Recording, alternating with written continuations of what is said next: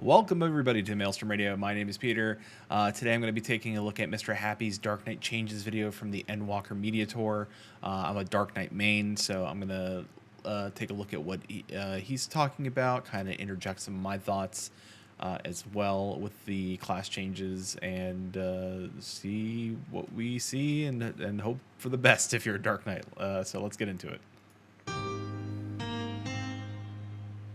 Hey everyone, Mr. Happy here, and in this video we'll be doing a full breakdown on the Dark Knight job changes and additions coming in Endwalker. This information is fresh out of the latest media tour which I had the privilege of attending, but bear in mind everything in this video is still subject to change before Endwalker's release. I'm also not going to hard focus on potencies. We don't really fully understand the changes that are coming to the way the damage is calculated, yada yada yada, so we're not going to get hung up on those very much. Also, there's a playlist in the description of the video, and by clicking the eye in the top right corner to check out all of my Endwalker job change videos. With that, let's get started. Dark Knight is almost completely identical to its Shadowbringer's counterpart. Some potency changes here and there for the new damage calculations, but otherwise, it's almost indistinguishable. Plunges. That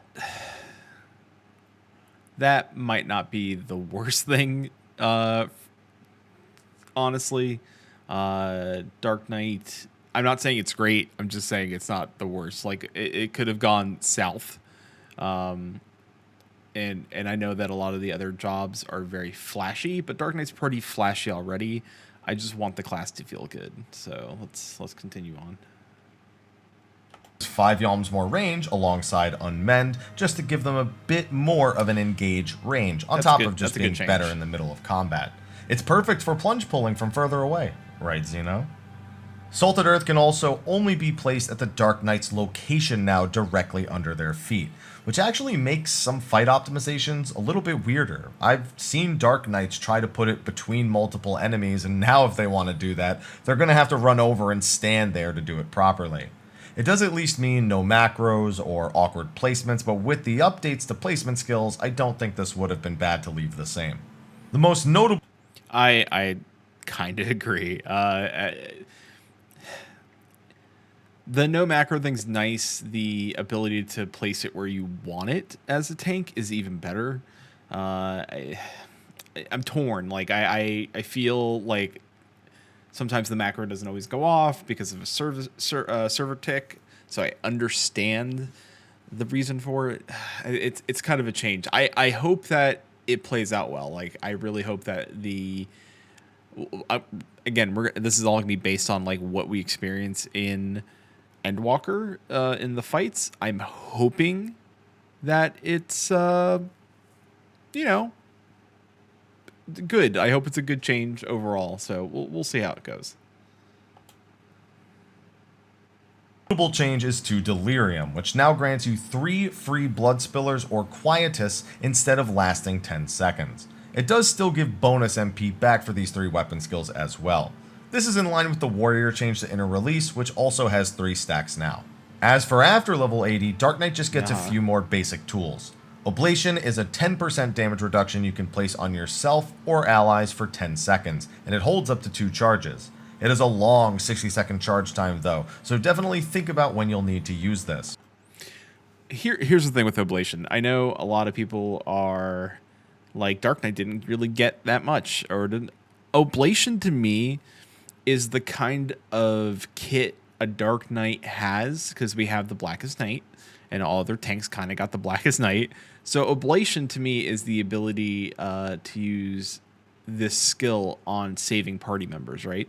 Think about like big damages coming in, people accidentally like burnt stuff. We like, you're down a couple of people, you need to save a healer. You want to make sure the healer's up to pop a LB3. Oblation could save the day. Oblation could save the day if you're trying to save a couple of DPS and you drop the Blackest Night on them. It's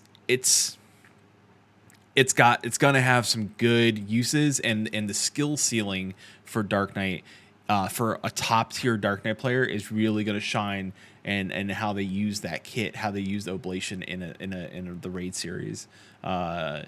I mean, that could be clutch. I mean, those 2 charges could literally save 2 of your party's lives, and that could easily mean the difference between pushing a phase and seeing what's coming next, or even winning a fight. So it's not bad. I think Oblation's a pretty nifty skill if used correctly. At level 86, it gets Salt and Darkness. When you put down Salted Earth, the button changes to Salt and Darkness. You can press it to pulse a big damage hit on every enemy inside once per Salted Earth use. It even has no fall off damage, which is going to be great for AoEing. That's great. That's just a nuke button. That's all that is. That's a nuke button, and I'm okay with that. Let's burn them. Finally, their capstone skill at level 90, Shadowbringer. Yeah. Okay, they went there. They had to go there. Of course, they're going to go there. Would everybody expected it? So for this one, it says deals unaspected damage to all enemies in a straight line before you, with a potency of 600 for the first enemy and 50% less for all remaining enemies. That's not a bad skill, and from what I can see, it's not on the global. This is off global cooldown. So all of the Dark Knight skills are off GCD, which ain't that bad. So and now it's going to be, we have a lot more tools to play with off our global cooldown, which I'm okay with. So say Mr. Happy. They went there. This is a powerful line AoE that deals massive damage to the first enemy hit and dealing some damage to other enemies that are in range. It has a 60-second charge time and holds up to 2 charges. On top of that, your Living Shadow will use this skill as well once you hit level 90 in place of Flood of Shadow. You'll be able to use these on 60-second or 120-second buff windows with a good bit of flexibility. Yep. As for traits, just a few small things. At level 84, they get Enhanced Unmend. It reduces the cooldown on Plunge by 5 seconds every time. I would have lagged. I don't know. I would have liked to see something different here. Enhanced Unmend is at best okay. And it's like, oh, I can plunge again. So, really, we needed something for Blood Weapon. Really, truly is what we needed, a trait for Blood Weapon. That's what we needed. We needed a Blood Weapon trait. And I would think maybe increases Blood Weapon time up would have not been bad, or reduces the time of Blood Weapon. Something that helped Blood Weapon out, because Blood Weapon's really the one that needs a little work and a little love. Time you unmend, I mean, I guess this encourages you to use unmend during downtime. It no longer interrupts combos. That was a change for Endwalker, which is good. All right. Okay, interesting.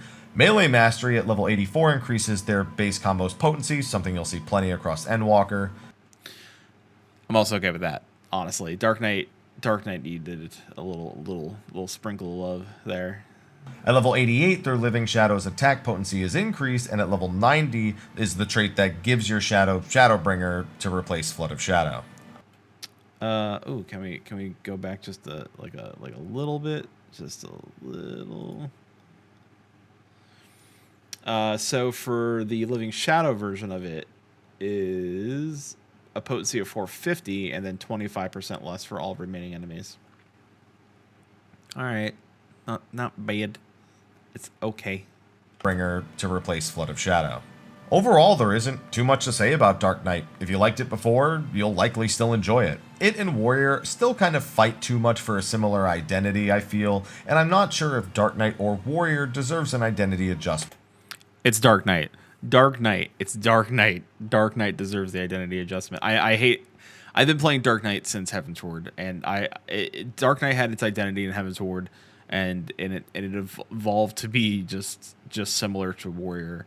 And I really do feel that Dark Knight needs its identity brought back into the fold. Like, if whoever watches this, if you work at Square, please just reconsider Dark Knights again for some changes coming in the next expansion, along for patch updates and stuff. Please adjust potencies as you see fit. I don't have this thing in my hands yet, so I don't know how it's gonna feel. It might feel great. I don't know, But for class identity, I think Dark Knight needs love. For out of all the tanks, it's the one that's closest to Warrior, and I think Warrior looks great. I think Warrior feels like it should be a Warrior, and I don't hear Warriors complaining. I do hear Dark Knights complaining that a lot of the identity is gone, and if I gotta wait an expansion to make that happen, I just wanted what I currently get to feel good in my hands. But we'll, we'll see what happens come the expansion. More. Just my opinion on that, though. I do think there is one big error in Dark Knight that I'd like to see them adjust, and that is Blood Weapon. It is still 10 seconds instead of being like a stacking buff system like Delirium. I understand why it's not that way, and I know we probably shouldn't make this change to every single skill, but a lot of Dark Knights I've spoken to before attending the media tour were really hoping to see some sort of change to Blood Weapon because the window is really tight. It's super so I tight. wonder if that remains to be the case at launch or even sometime later in the Endwalker release spin. That's going to be a wrap for my overview on the Dark Knight changes coming to Endwalker. Be sure to like, favorite, subscribe, and share, and check out all the other media tour videos in the playlist. Yeah. With that, I'll see you in the next one, and until then, take care.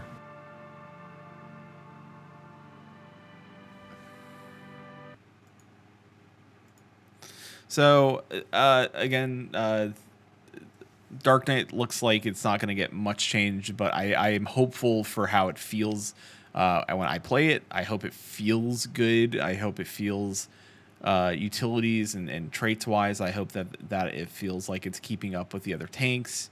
I think at the end of the day, if you're going to be a high ceiling Dark Knight, you're going to like look at that kit and be like, Oblation's going to be the one that saves people, and that's going to be good for Dark Knight, bringing Dark Knights in, because they're going to be able to like drop multiple shields on people to save them, or drop an extra shield on a co-tank because they accidentally dropped their shield too early, and you can drop ablation on them to help them reduce damage taken. Like it's got a lot of uses, and it's going to be very useful come raiding and stuff like that, and in those terms. So I'm excited. I'm excited for Endwalker. I am excited to play some of the new stuff Dark Knight's getting.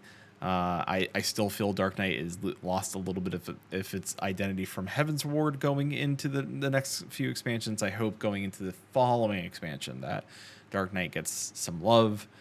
And of course, I think I might have to take that to the official forums and be like, hey, because they always say official forums if you want us to change stuff. So maybe all the Dark Knights go out there now and start hitting up the official forums and just be like, listen, we need Blood Weapon fixed, and Dark Knight needs its identity back. Let's make it happen. So if you're a Dark Knight, comment below. What are your thoughts about the changes? Are you feeling good about them? Are you just kind of like, it's not, compared to the other tanks, it's probably like a little mediocre? Do you feel that way, that it's mediocre, but you're still going to play Dark Knight? I'm still going to play Dark Knight. So let us know down in the description. Thank you, Mr. Happy, for putting this out there.